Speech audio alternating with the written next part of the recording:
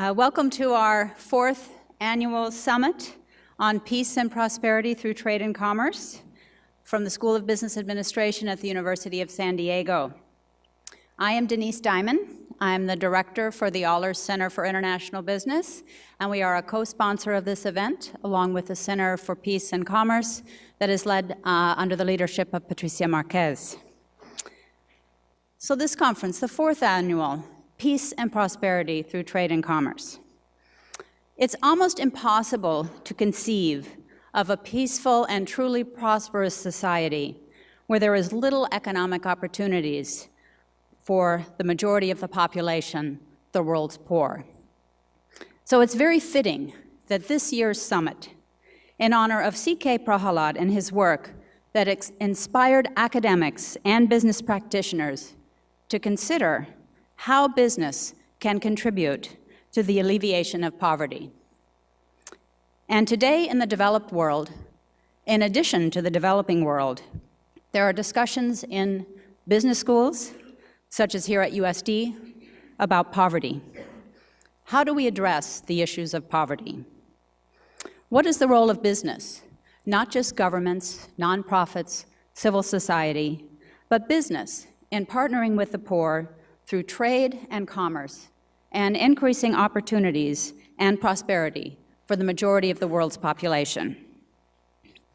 We are joined here this morning at this summit with members of the family of C.K. Prahalad, representatives from university and organizations around the world, Bolivia, the Philippines, Brazil, Mexico, 14 countries have come here together, along with you here, students, faculty, staff from the university community and from the San Diego community, to learn, to be inspired, and to discover ways in which business can contribute to poverty alleviation.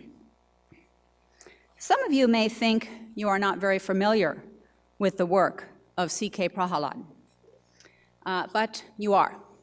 If you are students of business, management, you may have heard of things like core competency.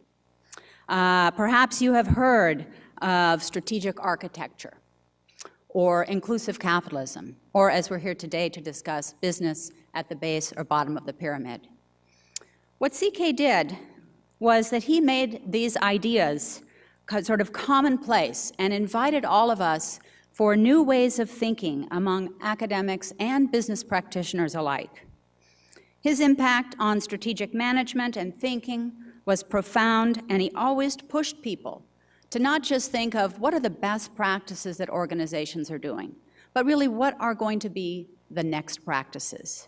How are we going to move forward? It would always be difficult to decide which of these management concepts have had the greatest impact, but certainly his work on inclusive capitalism or business at the base or bottom of the pyramid that called upon businesses to consider the billions of people living in poverty or the base of this economic pyramid as both potential consumers and producers, and has captured the imagination of organizations and individuals alike. What he did was he invited us to consider the poor not as victims of poverty, but as resilient, creative entrepreneurs that are value-conscious consumers, potential producers to participate in the supply chain. Just think of this, a different way of thinking, not victims of poverty, but as potential entrepreneurs, contributors, consumers, producers. What he argued was that this base of the pyramid market, this base of the lower income groups, have unmet needs as consumers, producers, just as everyone, and present opportunities for business, for investment, growth, and return on risk capital.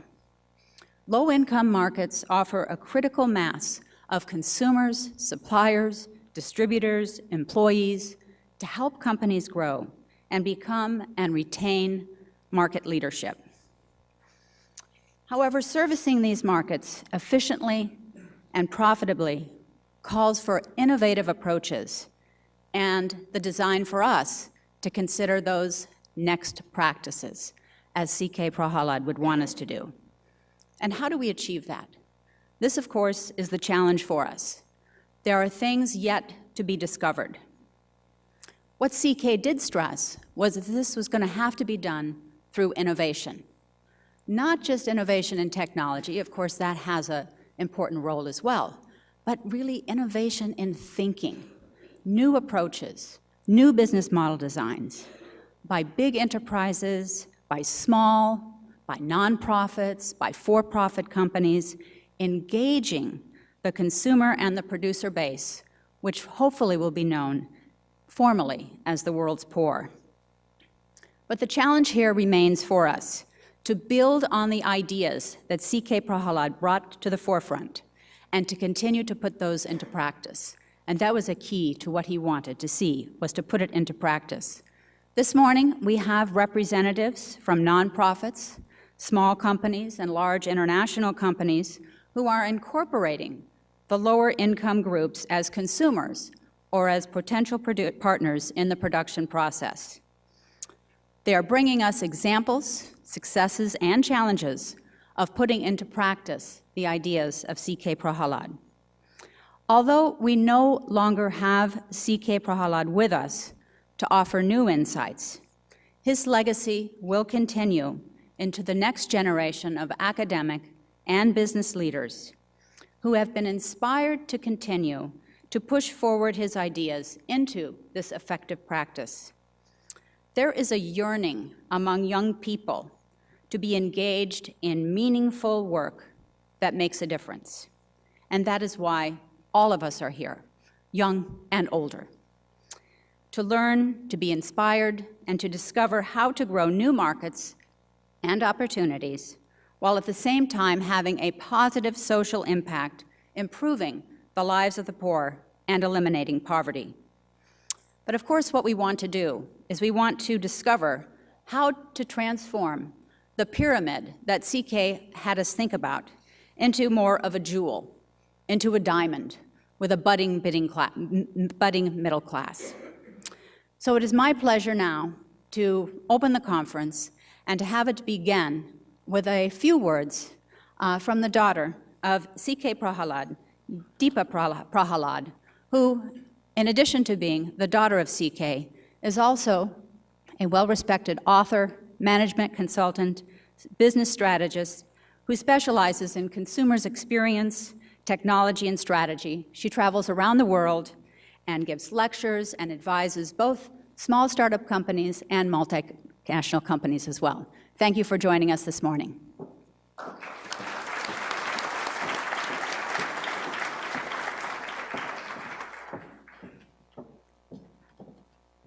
Good morning, everyone. It's my honor and privilege to kick off this conference today on the topic of business for poverty alleviation.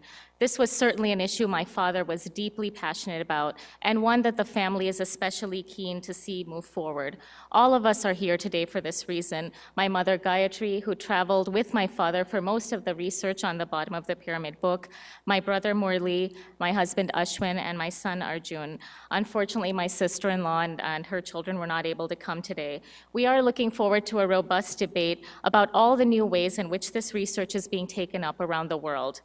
I know my father believed that if there was one area where both the stakes and the potential impact academics and practitioners could have was immense, it was in creating a market at the bottom of the pyramid. He was emphatic that this was an area where academics and corporates had to hold themselves to the highest possible standards, and that good intentions were not compensation for mediocre and incremental results. An eclectic grouping of models and missions was showcased in his book and indeed all of his later research on this topic, because he thought what really mattered was helping people understand what works. The emphasis on profits was deliberate and put forward so that areas for improvement, unsustainable models, and dead ends would quickly become transparent here as they do in other sectors. But let's be honest. Today there's much excitement, but still a lot of debate and some disappointment over BOP initiatives that have failed to live up to expectations. We know that designing for the affordability that these markets demand actually requires far more resources than many of us realized. I think this indicates market change and evolution, not a lack of opportunity. Some of the failure has been a reluctance to accept that the BOP is actually not a secondary market for old and dumbed-down products. These challenges are inevitable and should be considered in light of the comparisons. In the US, for example, an estimated 65 to 80% of new product introductions fail, despite huge budgets, market research, and established distribution channels. To those who question the idea that the poor are truly capable of making intelligent business decisions, the data indicates that they already are. In India, for example, marketers have learned that up to 60% of the rural population makes their living from entrepreneurial activity, not farming. Going forward, we know there are a few critical capabilities needed to compete effectively in the BOP. Understanding how to deal with income volatility, not just low incomes, needs to be part of our business models. We know that companies need to learn how to deal with diversity in aesthetic preferences, education, and vastly different skill levels. We need to understand, for example, how to design for multiple generations within the same household. Of course, no one can do any of this without creating trust and credibility in the markets they operate in. I think these ideas of income volatility, coming to terms with diversity, and creating trust are as relevant for businesses in Mumbai as they are in Manhattan.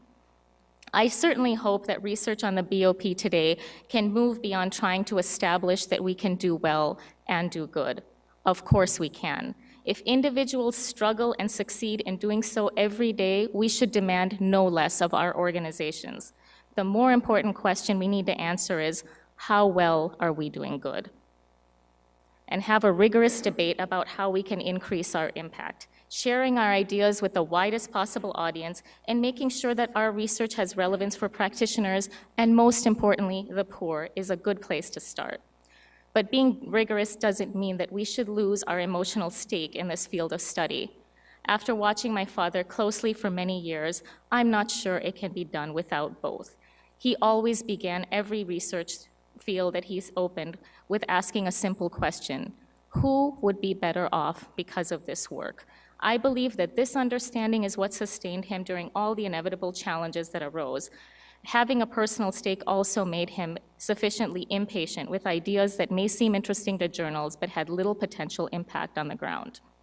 This willingness to help people was rooted in his deep optimism and his belief that it is people who bring about change, not brilliant ideas. His work is not based upon cynical assumptions about either people's motivations or their capacity for change. He himself changed course from industry to academia, settled in a new country, and contributed several highly influential management ideas. So his own life experience did not allow him to be pessimistic. It made him appreciate the opportunities he was enjoyed and fed his deep concern that others have access as well. But he once joked with me, "Never fall in love with the problem you're studying, because life might suddenly become meaningless if you or someone else finds a solution." So I know that he would believe that studying poverty could never possibly be as gratifying as potentially eradicating it. He advised me instead to love learning and cultivate relationships with people who excelled at what they did, no matter what it was. And I remember him once telling me that his greatest joy would be the day when BOP research was no longer a growing field, because enough people would have been lifted out of poverty that it was no longer our biggest global problem. It is in this spirit that all of us look forward to listening and learning from all of you here. Thank you.